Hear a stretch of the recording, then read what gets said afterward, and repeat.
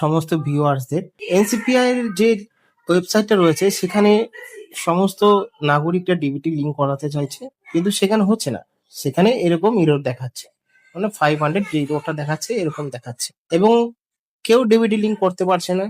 যেই করছে এরকম এরর দেখাচ্ছে। এবং বিষয়টা হলো কেন ডিবিটি লিঙ্কটা করা দরকার। ডাইরেক্ট ব্যাংক ট্রান্সফার যাকে বলা হয়। আগে কি করতো, আগে যারা লক্ষ্মীর ভান্ডার পেতো বা মাইনে পেতো বা কোনো যোজনা বা প্রকল্প যে টাকা সেগুলো পেতো, সেগুলো ডাইরেক্টলি এনএফইটি মাধ্যমে ঢুকতো, ঠিক আছে, বা ডাইরেক্ট ব্যাংকের মাধ্যমেই টাকাটা আসতো, এবং সেটা প্রসেসিং হতে 7, 8, 9 দিন লেগে যেত। মানে 1 তারিখে তারা ছাড়তো টাকা, সেটা 9 তারিখে ক্রেডিট হতো সমস্ত ব্যাংকে। কিন্তু বিষয়টা এখন আলাদা, কারণ সমস্ত জায়গায় স্মার্ট হয়ে গেছে। এনসিপিআই এর থেকে ইউপিআই তৈরি হয়েছে, যেখানে ট্রানজাকশন সেকেন্ডের মধ্যে হয়ে যাচ্ছে। তাই এবার সরকার বিষয়টা নিয়ে দেখছে, এবং সেই বিষয় হলো যখনই সরকার ডেবিটির মাধ্যমে টাকা ঢুকেবে, মানে ডাইরেক্ট ব্যাংক ট্রান্সফার, তখনই ক্রেডিট হয়ে যাবে সঙ্গে, যেরকম ফোন পের মাধ্যমে পাঠায়। তো বিষয়টা হলো ডেবিটি লিঙ্কের বিষয়টা এরকমই। এবার এখান থেকে বাঁচার উপায়টা কি, মানে এখন তো সেই ইরোড দেখাচ্ছে, সেই ইরোড বাঁচার উপায় কি, এবং তোমার কোন অ্যাকাউন্ট ডেবিটি লিঙ্ক করা হয়েছে সেটা কিভাবে দেখবে।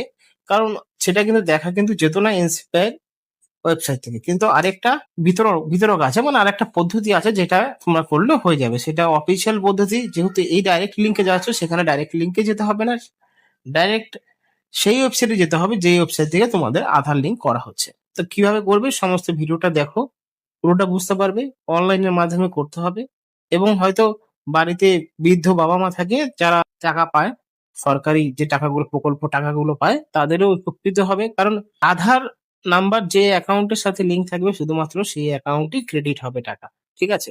তুমি যেই অ্যাকাউন্ট দাও না কেন ফর্মে, কিন্তু তোমার আধার নাম্বার যেই ফর্মে লিঙ্ক করা থাকবে, তো সেই অ্যাকাউন্টে টাকা আসবে। মানে বলতে গেলে আপনি যেই মোবাইল, মানে যে ব্যাংকে যেই আধার নাম্বারটা দেবেন নিজের, সেই আধার নাম্বারটাই কিন্তু অ্যাক্সেপ্টেবল হবে, ঠিক আছে। তো এই বিষয়ে তো বুঝতেই পারলেন, মানে আপনি যে কোনো নাম্বার আপনি ফর্মে ফিল আপ করবেন না কেন, আপনার কিন্তু ওই আধার কার্ডের নাম্বারটা যেখানে ম্যাপিং করা থাকবে সেটার মধ্যে একমাত্র ক্রেডিট হবে না। তাছাড়া এই বিষয়টা হলো একটু আলাদা, কারণ ভাবছো যে আমার দুটো অ্যাকাউন্ট আছে, আমার দুটো অ্যাকাউন্টে টাকা ঢুকবে, একটা মনে করো লক্ষ্মীর ভান্ডার বা অন্নপূর্ণা ভান্ডার, একটা বিধবা ভাতা। তো সেরকমটা নয়, যে কোনো এক অ্যাকাউন্টে ডিবিটি লিঙ্ক করা যায়। দ্বিতীয় নাম্বারটা করতে চাইলে যখন টাকাটা তারা পাঠাবে, তখন আর আসবে না টাকাটা, ঠিক আছে। সেই বিষয়টা একটু মাথায় রেখে ডেবিটি লিঙ্ক করা উচিত। এবার ডেবিটি লিঙ্ক করবেন কিভাবে, ডেবিটি লিঙ্ক করার বিষয়টা হলো প্রথমে আধার ওয়েবসাইটে যেতে হবে। আমরা চাই চলে যাই, তো আমরা ওয়েবসাইটে চলে এসেছি। সবাই জানো এই ওয়েবসাইটের সঙ্গে কেউ আর অপরিচিত তো নয়, আপাতত ভারতবর্ষের সবাই এই ওয়েবসাইটটা জানে। তো এরকম ইন্টারফেস আসবে। তো এখানে তোমাদের ওয়েবসাইটটা দেখতেই পাচ্ছ, উপরে শো করছে ওয়েবসাইটটা, এটা হলো সেই ওয়েবসাইট। এটা ওয়েবসাইট দেখতেই পাচ্ছ, এটা হলো ওয়েবসাইট। এবার তোমরা কি করবে, এখান থেকে তোমাদের একটা কাজ করতে হবে, সেটা হলো এখান থেকে কাটা চিহ্নটা ক্লিক করলে সরিয়ে দেবে। এবার আসে লগ ইন। লগ ইন করার জন্য কি করবে, লগ ইনে ক্লিক করবে। লগ ইনে ক্লিক করার পরে এখানে তোমার আধার নাম্বার দেবে এবং তোমার ক্যাপচা কোডটা বসাতে হবে। এবার একটা বিষয়, যে আধার নাম্বার দেবে, যেই আধার নাম্বারে মোবাইল নাম্বার যুক্ত আছে, মানে ওটিপি আছে, সেই আধার নাম্বারটাই দেবে। এখানে আমরা আধার নাম্বারটা বসিয়ে দিই। তো দেখতে পাচ্ছ এখানে, এবং নিচে ক্যাপচা কোডটা বসিয়ে দিয়েছি। এবার ক্যাপচা কোডটা বসিয়ে আমি লগ ইন উইথ ওটিপি তে ক্লিক করে দেবো। তো আমি এখানে ক্লিক করে দিলাম। এবার আমার মোবাইলে, যে মোবাইলের সাথে আমার আধার লিঙ্ক হচ্ছে, সেই মোবাইল নাম্বারে একটা ওটিপি যাবে। এবার আধার না দেওয়ার পরে আমরা, মানে ওটিপি নাম্বারটা দেওয়ার পরে এখানে লগ ইনে ক্লিক করে দেবো।